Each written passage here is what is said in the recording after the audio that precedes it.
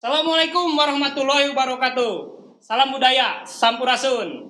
Masih di studio Art Channel. Di episode kali ini kita akan ngobrol-ngobrol bersama salah seorang staf pengajar di jurusan Tata Artistik SMKN 1 Pandeglang. Dan kebetulan beliau juga dipercaya untuk diberi kepercayaan untuk menjadi kepala kompetensi keahlian di jurusan Tata Artistik Teater.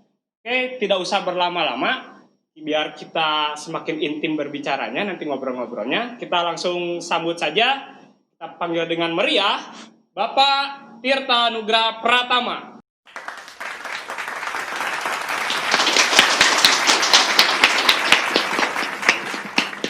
Bapak Tirta Nugraha Pratama. Iya. Gimana kabarnya? Alhamdulillah baik, Sehat? Mas. Sehat. Alhamdulillah. Kesini naik apa? Kebetulan sekarang rumah saya dekat, jadi bisa naik angkot. Oke, alhamdulillah ya. Alhamdulillah. Nih, beliau ini adalah kepala kompetensi keahlian jurusan Tata Artistik SMKN 1 Pandeglang. Tahun jabatan periode berapa?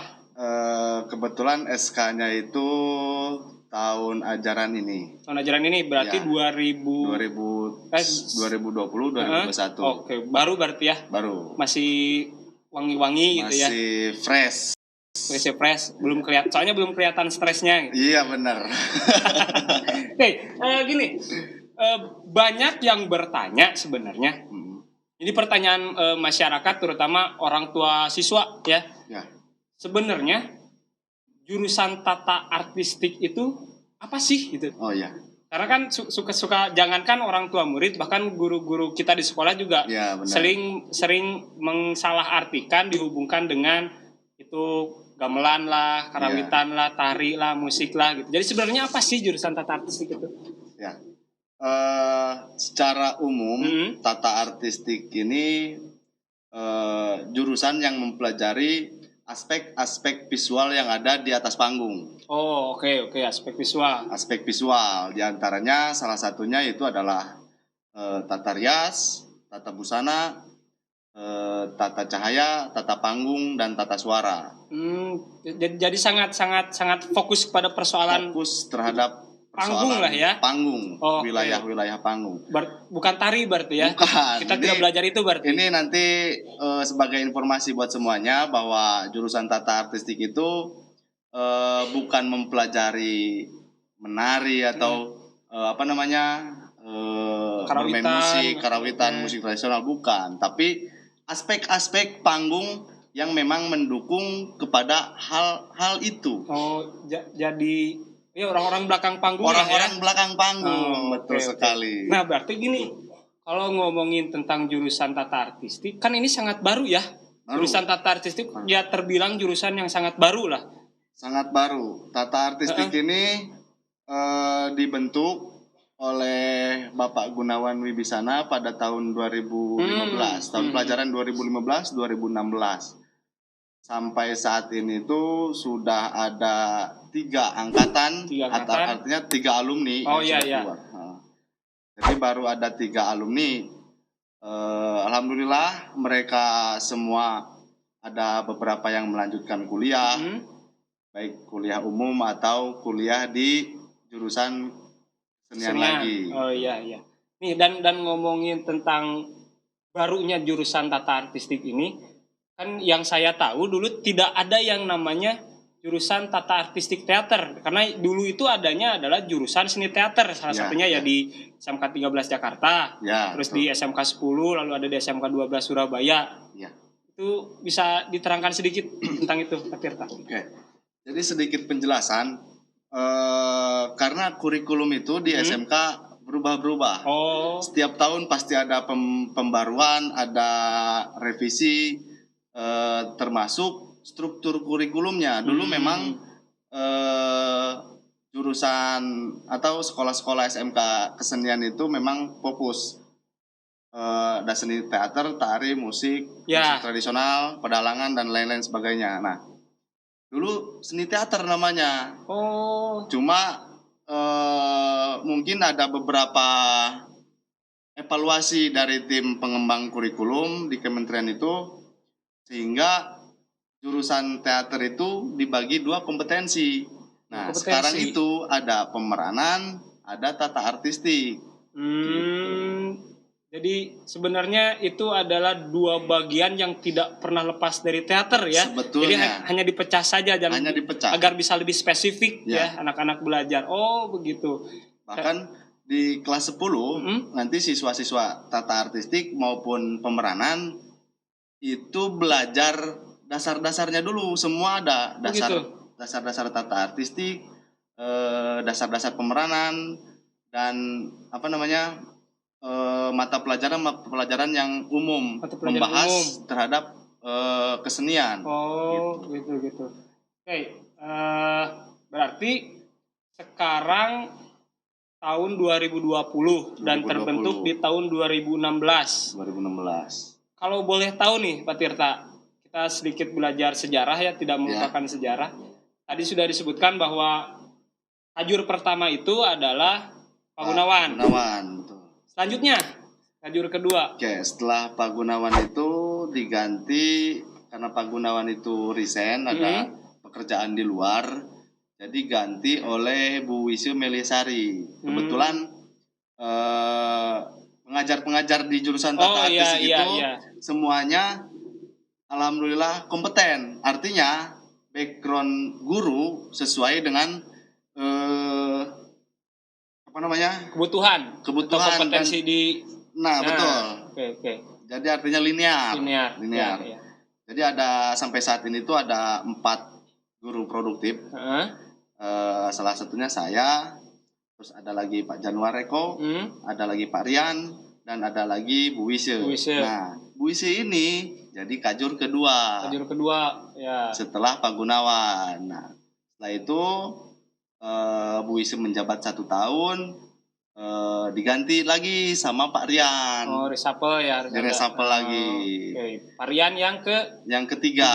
Nah, kemarin itu baru direshuffle lagi dan akhirnya saya sendiri jadi ketua kompetensi keahlian. Oke, berarti sekarang namanya kompetensi keahlian ya, sudah berubah, bukan lagi kan kalau dulu namanya ketua jurusan atau kepala jurusan ya, sekarang berarti kurikulum sekarang berubah lagi.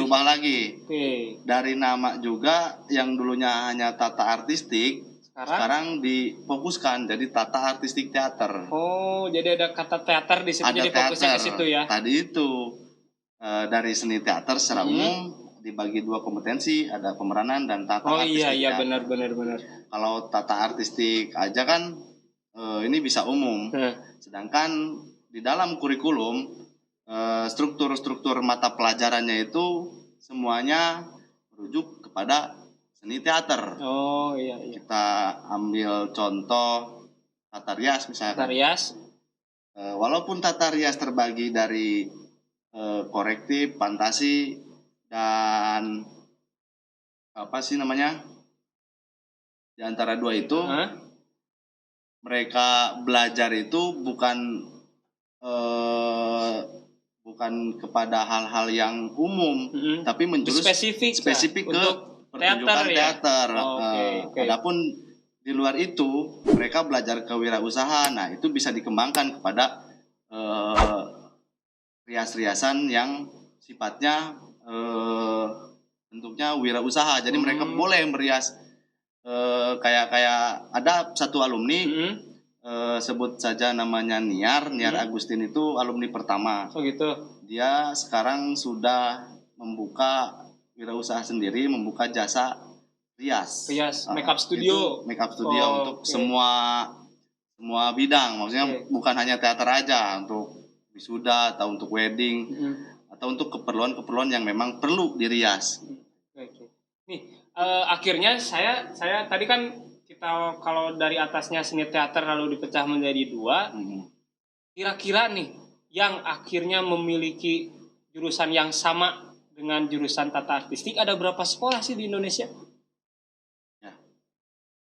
Setahu saya ya, dulu itu di SMK 12 Surabaya ada jurusan tata artistik. SMK 12 dulu itu lengkap. Pemeranan ada, tata artistiknya ada. Cuma beberapa waktu yang lalu saya bertemu dengan kawan-kawan guru-guru produktif di sana, termasuk juga dengan kepala jurusannya. Mereka bilang bahwa jurusan tata artistik yang di SMK 12 Surabaya ditutup. Oh, alasannya? Alasannya itu karena ya pertama kurang peminatnya, yang kedua mereka kesulitan mendistribusikan alumni-alumni ini mau seperti apa. Oh, gitu. Iya, paham. Padahal kalau kita melihat industri sekarang, sebenarnya siswa-siswi di jurusan tata artistik itu sangat punya kompetensi di wilayah Betul. Industri kreatif ya. Betul. Jadi sebetulnya peluang kerja di wilayah tata artistik ini sangat banyak dan mudah dijumpai asal siswa ini mampu nggak untuk berwirausaha, untuk berkembang itu loh. Salah satu contoh tadi untuk Niar. Nah itu kan salah satu alumni yang berhasil berwirausaha.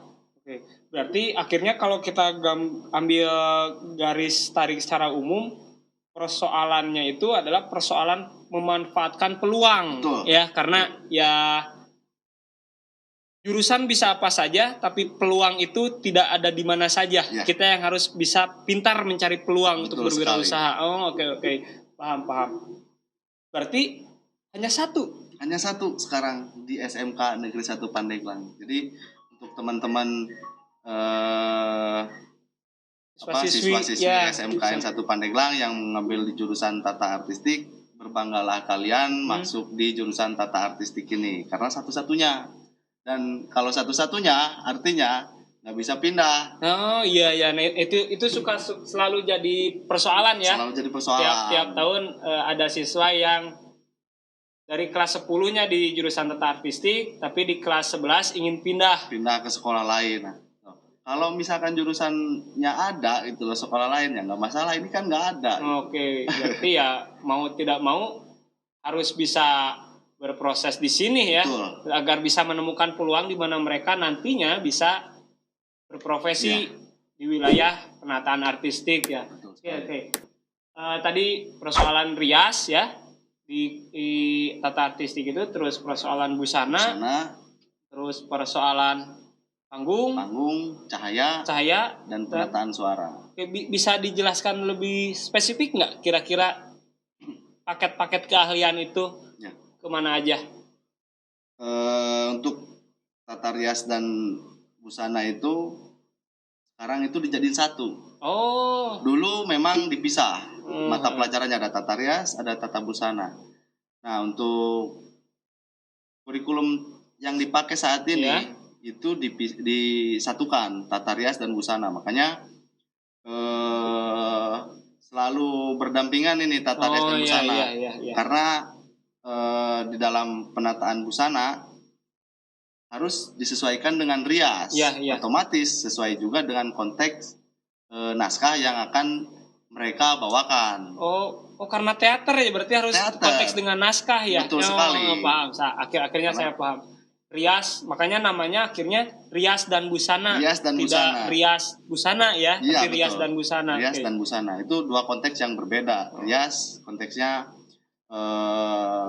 di wajah sampai rambut, bahkan seluruh tubuh yang memang perlu dirias itu perlu dirias.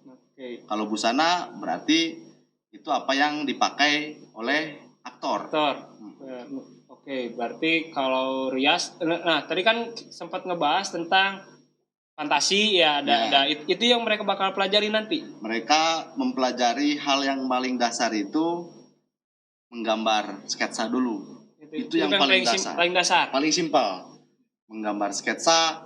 Setelah menggambar sketsa baru mereka masuk ke wilayah rias korektif. Harian lah ya.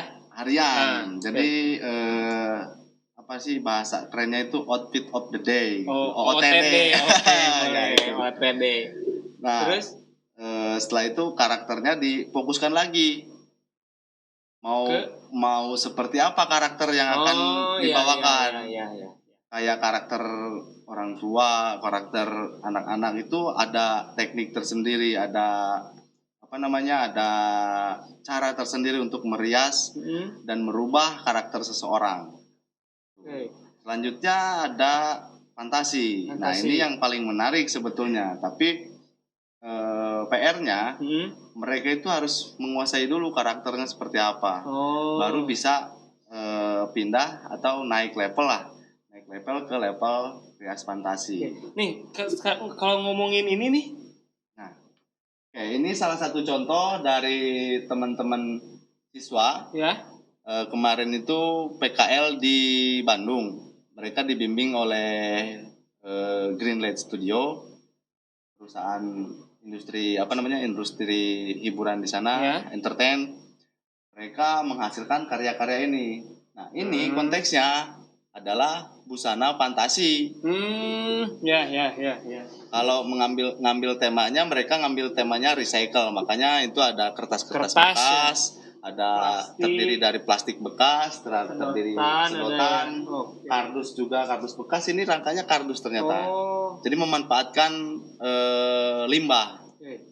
Berarti ini buat siswa-siswi jurusan tata artistik, ini kesempatan sebenarnya buat mereka bisa mengembangkan kemampuan dirinya ya. Iya, betul sekali. Apalagi biasanya rias dan busana itu image-nya adalah biasanya perempuan yang paling mahir di wilayah itu. Iya.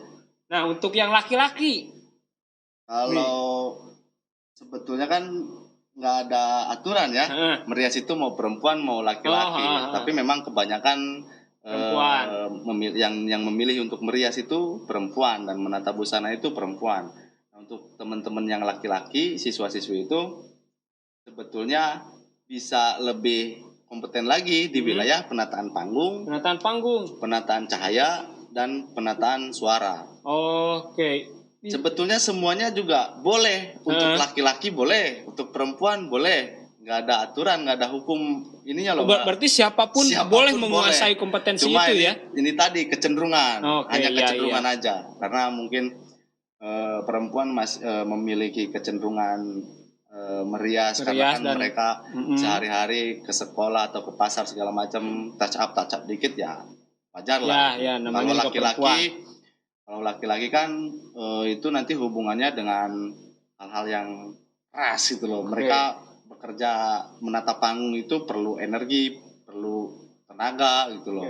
Termasuk juga penataan cahaya. Dan memang peluang kerja itu setelah saya analisis rata-rata peluang kerja untuk perempuan itu ya ke rias, busana. Betul. Peluang kerja untuk laki-laki itu ya ke penataan panggung, penataan cahaya ataupun penataan suara.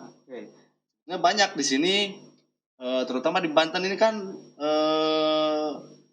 dibilang sedikit untuk vendor-vendor lighting, untuk vendor-vendor sound system. Jadi mereka punya kesempatan sebetulnya. Itu ya betulnya itu yang harus bisa mereka jadikan peluang dalam berwirausaha nantinya ya dalam bekerja. Jadi walaupun mereka belajar di sini fokus ke teater, nah ilmu yang mereka pelajari itu sama untuk di wilayah tata panggung, tata cahaya, tata suara. Sama halnya dengan vendor-vendor yang memang bergerak di bidang itu. Iya. Bagaimana mereka menata sebuah ruangan, bagaimana mereka menata sebuah setting pelaminan, misalkan kalau di luar. Iya. Karena banyak juga tim-tim dekor yang membutuhkan tenaga itu.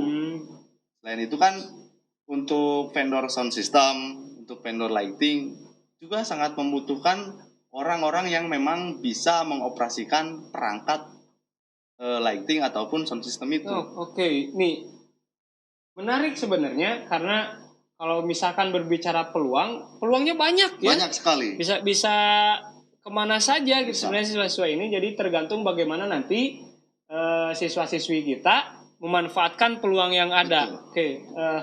Persoalan prospek kerjanya seperti itu ya akhirnya mereka ya. Jadi buat siswa-siswi juga jurusan tata artistik teater yang baru masuk di tahun ini ya, kalian punya peluang yang sangat banyak ya. Betul, sangat banyak sekali asal dari sekarang diniatkan untuk lebih giat lagi belajar.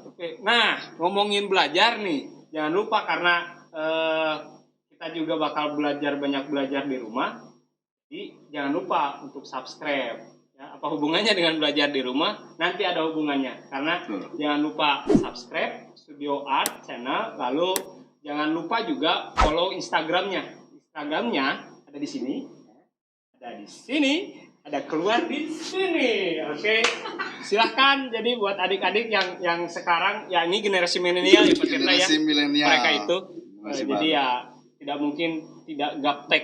Mereka pasti bisa mengakses teknologi. itu, pasti bisa mengakses segala informasi yang ada di dunia maya. Ya, pasti. Nah, sekarang adalah persoalan selama dari 2016 sampai 2020, berarti sekitar 4 tahun jurusan Tata Artistik sudah berdiri. Ya. Sudah kerjasama dengan instansi kah atau memang masih independen? Tentu. Kalau kerjasama dengan instansi itu dimulai dari awal pendirian sampai, karena gini loh, pada saat mereka belajar di yang namanya SMK itu pasti ada namanya PKL, praktek kerja lapangan. Praktek kerja lapangan. Nah, menarik itu. Ngapain mereka? Itu nanti mereka mengimplementasikan apa yang mereka pelajari di sekolah, dipraktekkan di lapangan atau di dunia usaha dan dunia industri. Nah, salah satunya untuk menempuh PKL itu, otomatis jurusan Tata Artistik harus terlebih dahulu menjalin kerjasama dengan instansi yang memang akan jadi tujuan untuk tempat PKL ini. Gitu. Nah, berarti selama 4 tahun ini instansi mana saja tuh? Oke, kita runut dari 2016, 17 sampai 2020 mungkin. Jadi untuk PKL yang pertama ini dulu pernah angkatan Nanang, angkatan pertama, angkatan Niar juga. Mereka PKL-nya ada yang di Bandung. Itu kita kerjasama dengan ISBI Bandung. Jadi memang mereka ditempatkan di kampus di bagian bagian pemanggungannya ya. Jadi di sana itu ada namanya UPT Ajang Gelar. Di kampus ISBI itu ada UPT Ajang Gelar yang memang. Berarti nih buat siswa-siswi. Jadi perlu tahu juga kalau ISBI Bandung itu adalah kampus kesenian yang ada di Jawa Barat ya. Iya, betul. Jadi karena mereka di ISBI itu banyak kesenian dan otomatis banyak pertunjukan, jadi mereka dilibatkan di wilayah situ. Dan memang harus diperbantukan untuk menyiapkan segala hal yang berhubungan dengan. Oke. Lalu setelah di ISBI Bandung, lalu di mana lagi? Di Greenlight Studio. Itu di Bandung masih. Greenlight apa 3 Minute? Greenlight dan 3 Minute juga dua-duanya pernah. Oh gitu? Ya.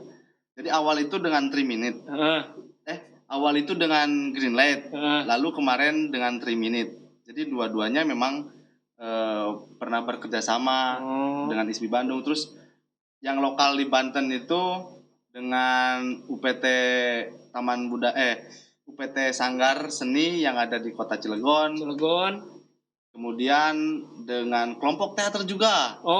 Dengan kelompok teater yang ada di Banten itu salah satunya dengan Teater Gesbika. Itu di Serang ya? Serang. Teater Guriang yang ada di Lebak. Lebak. Warung Gunung ya. Di Warung Gunung, betul.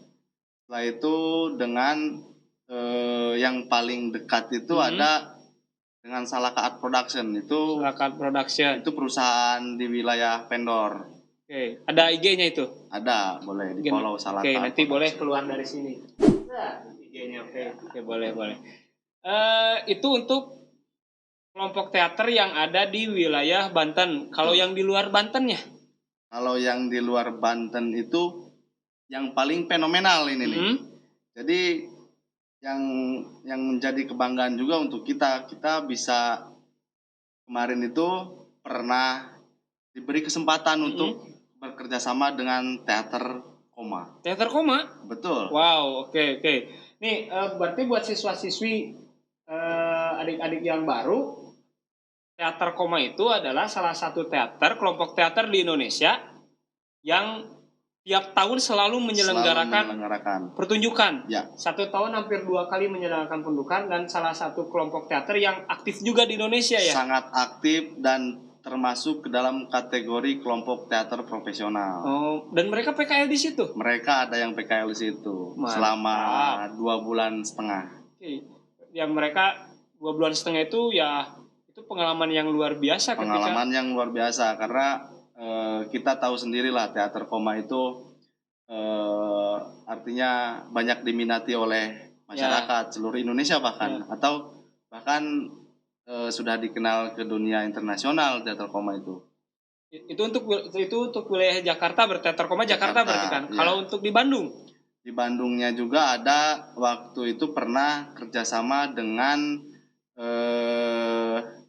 teater Piktorial. Teater Piktorial, ya. Oh ya. Mereka di sana juga sama 2,5 bulan. 2,5 bulan. Jadi rentang waktu PKL itu antara 2 bulan sampai 3 bulan. 2 bulan sampai 3 bulan. Bahkan bisa lebih kalau dibutuhkan oleh perusahaannya. Bisa lebih. Ya menarik ya. Teman-teman juga akhirnya punya pengalaman jalan-jalan keluar kota ya. Bisa jalan-jalan, bisa artinya yang paling penting dari PKL itu bisa bertukar pengalaman, bisa bertukar pengetahuan, bisa juga yang paling utama di SMK itu bisa juga memperdalam kompetensinya mereka itu. Oke. Memperdalam tuh pada saat PKL sebelum mereka menginjak ke dunia kerja yang memang lebih nyata gitu. Oke, berarti kalau bisa dibilang itu adalah salah satu peluang. Peluang lagi. Oke, itu peluang. Jadi dari Bandung ada, berarti Jakarta ada, terus lokalnya juga ada. Terus dengan instansi pemerintah juga pernah. Ada ya? Ada, itu dia yang Cilegon. Dengan kampus juga sudah. Jadi artinya jurusan tata artistik ini sudah berusaha maksimal untuk menjalin silaturahmi dengan instansi-instansi terkait. Yap. Lalu nih, ini jadi menarik ya. Setelah mereka pulang PKL, otomatis mereka harus melaksanakan yang namanya ujian kompetensi keahlian. Betul. Nah, mungkin siswa-siswi yang baru ini juga bertanya-tanya sebenarnya nanti ujian kompetensi keahliannya untuk tata artistik teater itu seperti apa sih? Ya, ini yang memang bisa dibilang sangat sangat sakral di jurusan tata artistik teater. Sakral. Jadi sakral di sini dalam artian harus digarap atau harus dilakukan atau harus diusahakan dengan sungguh-sungguh. Yang namanya sakral kan nggak harus mistis itu loh. Tapi dengan kesungguhan hati itu bisa termasuk ke dalam kategori kesakralan dia untuk berusaha menjalankan uji kompetensi. Berarti berbeda dengan sepak sakral ya, beda. Itu takral, bukan sakral. Kalau rem itu cakral. Oke, boleh, siap. Lanjut lagi. Jadi untuk uji kompetensi keahlian ini dibagi ada 4 klaster. 4 klaster. Sesuai dengan KKNI yang berlaku.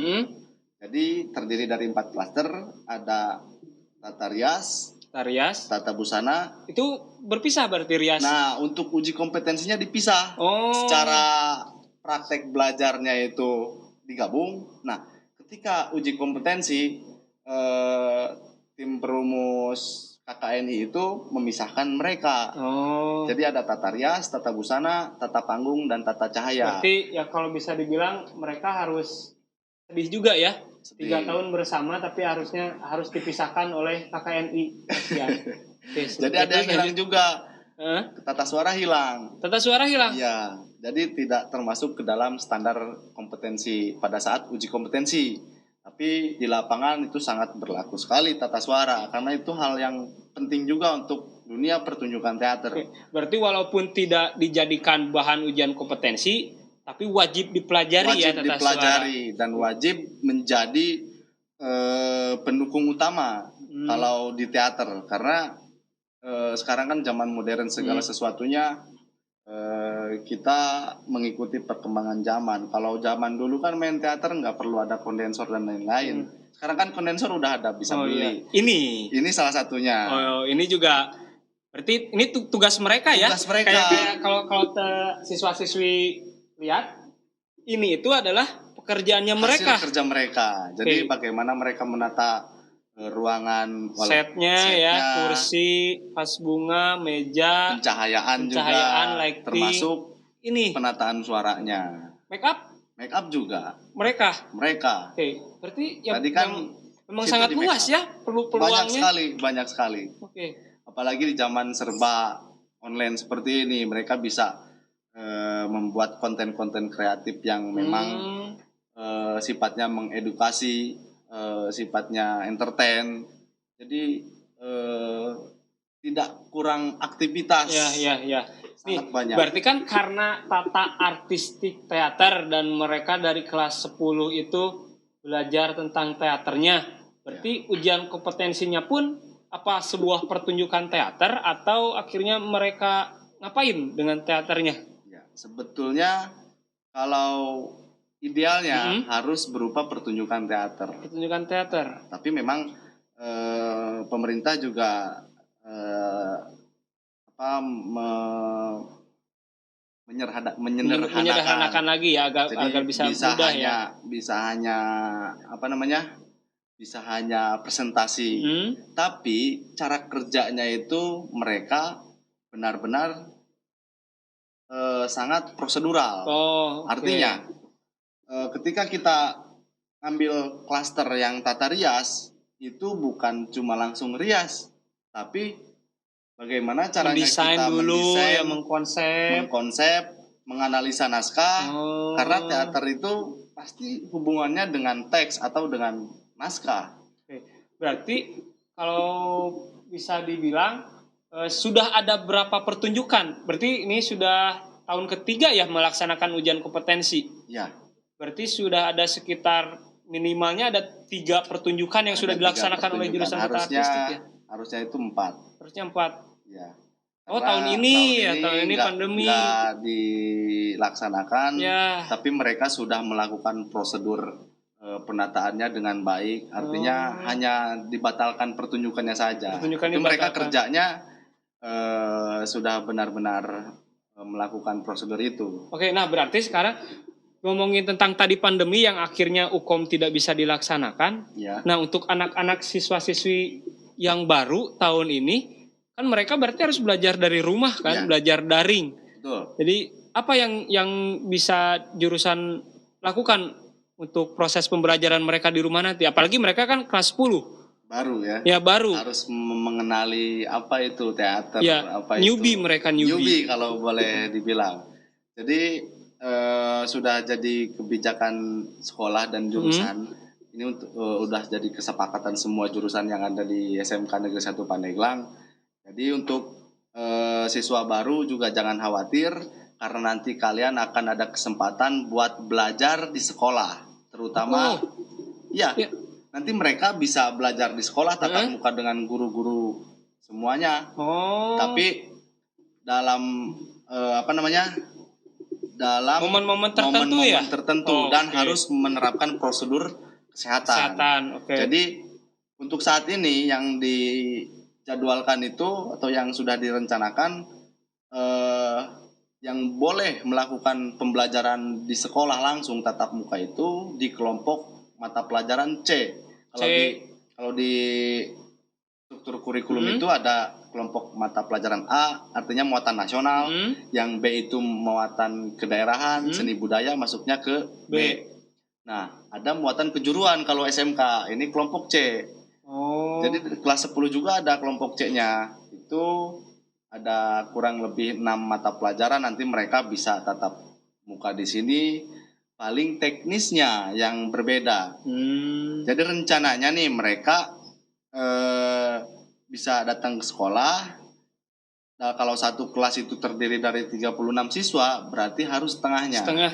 Karena harus menerapkan protokol kesehatan. Oke, itu jadi teknis ya. Dan akhirnya ketika mereka nanti belajar di rumah atau secara online, pasti menggunakan aplikasi dong? Pasti. Nanti aplikasi yang telah disepakati di SMK Negeri 1 Pandeglang itu kita pakai Google Classroom. Jadi Classroom. Teman-teman semua siswa-siswi negeri SMK Negeri 1 Pandeglang, khususnya jurusan Tata Artistik Teater, Silakan sekarang install Google Classroom. Nanti kalian akan dapat undangan untuk masuk ke kelas masing-masing mata pelajaran. Oke, dan di situ sudah pasti bertemu dengan guru-guru di SMK 1 ya secara virtual secara ya. virtual. Nih, akhirnya tidak lagi bertanya-tanya ya siswa-siswi yang baru kali ini masuk di jurusan tata artistik yang tadi cuman hanya satu-satunya di Indonesia, tidak ada lagi, dan yang punya peluang berwirausaha yang sangat luas.